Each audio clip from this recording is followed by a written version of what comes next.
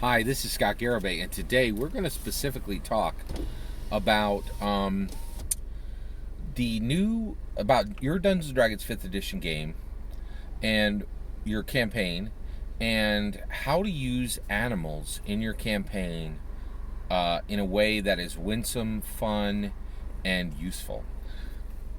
And the way we're going to do that is we're going to look exactly how animals were used in the movie Cruella 2021 and model some of the things that they did there.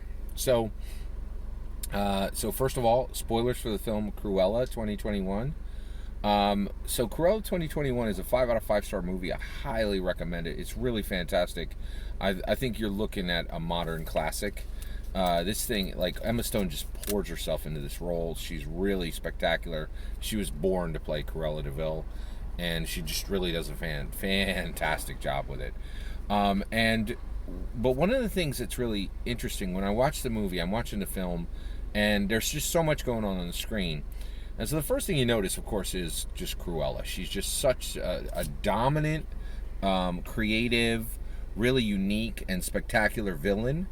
But then just slightly to the left of that, right, just a hair's breadth off of it, is something almost as equally important in the film that is just done spectacularly, and that is the use of animals.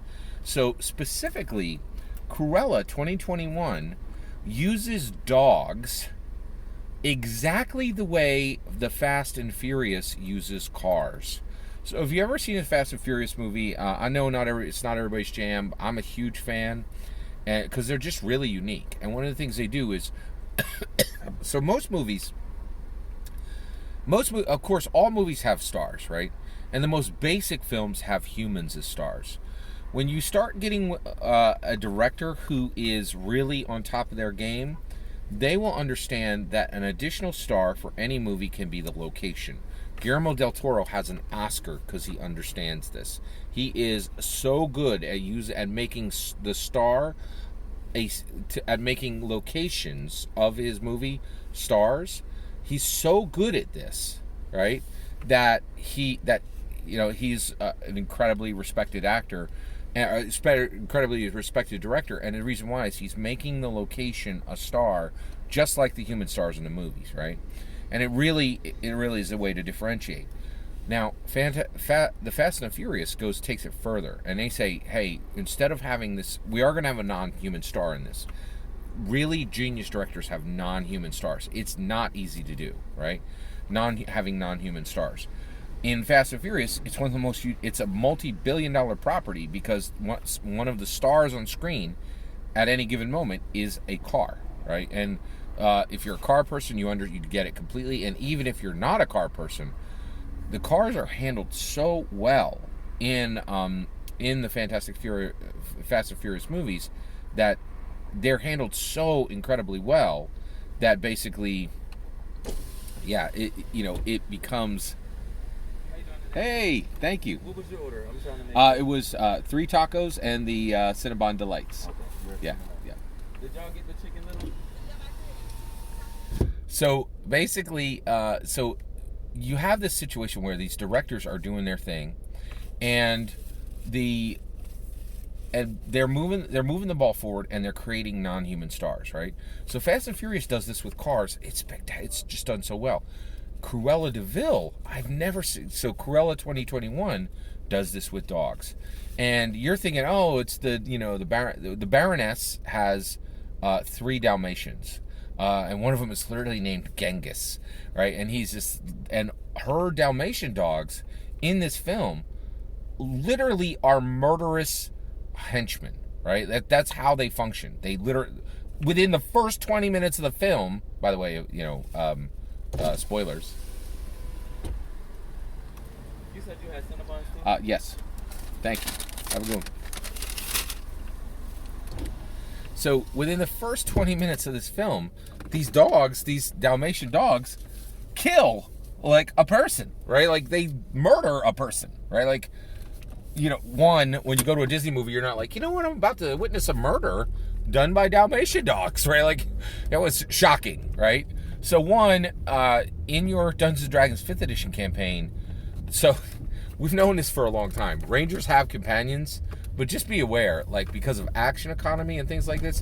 So optimizers will understand that action economy is really, really powerful, right?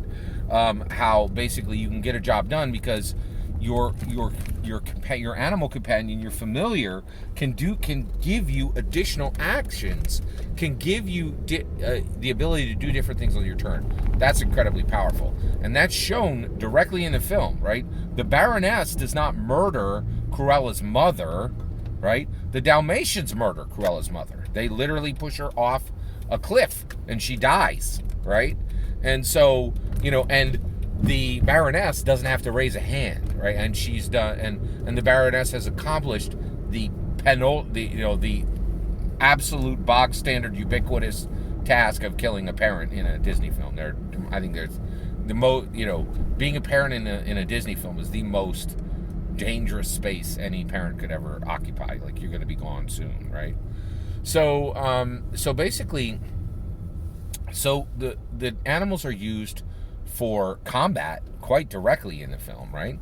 But the biggest star in this whole thing is specifically, the biggest star that we deal with in this is a creature called Wink.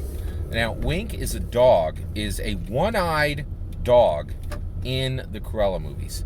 And I will say this, it shocked me. Wink upstages Emma Stone in virtually every single scene he's in. This dog is so charismatic, so powerful, has such a powerful presence on screen that he upstages a person who has an Oscar, right? Emma Stone has an Oscar, right? Like, but this dog is a better actor than she is, because he upstages her every time he's on screen, right? So one of the things that you should really realize for your Dungeons & Dragons 5th edition game, and we already have a sense of this because a lot of people were really upset with Wizards of the Coast for putting so many for making Dungeons & Dragons essentially Pokemon with Tasha's Cauldron of Everything, and it really did. There's animal companions everywhere in Tasha's Cauldron. There's so many animal companions, right? And people are like, oh, this is a problem. Well, the thing is, the reason why there's so many in Tasha's is animals are incredibly loved by the vast majority of human beings. The only question is, do you love cats? Do you love dogs? Do you love horses? Right? Are you a birder? Right? I'm a birder, by the way. I've never talked too much about that, but I am a birder, right? So what animal do you love, right? And the idea that you can run into a human being who doesn't love animals is almost slim to none, right? So people love animals, and it's a big, big deal. And, it just should be recognized that animals really have a powerful presence, right? So one of the things that this creature Wink shows in the film is the power of charm, right? It's really quite interesting. Wink is a charming creature, and he charms you the moment you see him. When you see this tiny dog, right, who is not smiling and has a patch over one eye, you're like, holy cows, your heart just melts, right? And so just his furry presence, his diminutive stature, and just taking you off guard by saying, oh, I lost an eye, because immediately you're like, what did this dog go through to lose an eye? Like, I'd love to hear that story, so the dog is a mystery from the moment you see him, and he's just so incredibly charming, right?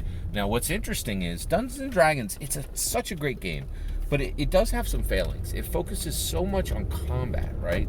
But the reality is, characters achieve things in 3 different ways. They alter the world, they battle the world, and they communicate with the world. And this dog is able to help Cruella communicate, right? She communicates something every time she's on screen with this dog. And so that is essentially extra actions that help specifically in the area of interaction in Dungeons & Dragons, right? So we have combat, we have exploration, and we have interaction. The one thing that people don't understand is that interaction is really, really powerful, right? And it's a third of the game. And so if you have a creature that can give you extra benefits, extra bonuses in the interaction space on a regular basis, it's a major benefit, right? So definitely get thyself to a big screen as soon as you possibly can, and see if you're fully vaxxed, and see Corella 2021, it's going to make your D&D 5th edition game better. It's fantastic. All that's my opinion. I'd love to hear your thoughts on a movie. Let me know in the comments below. Please consider liking and subscribing, and have a wonderful millennium.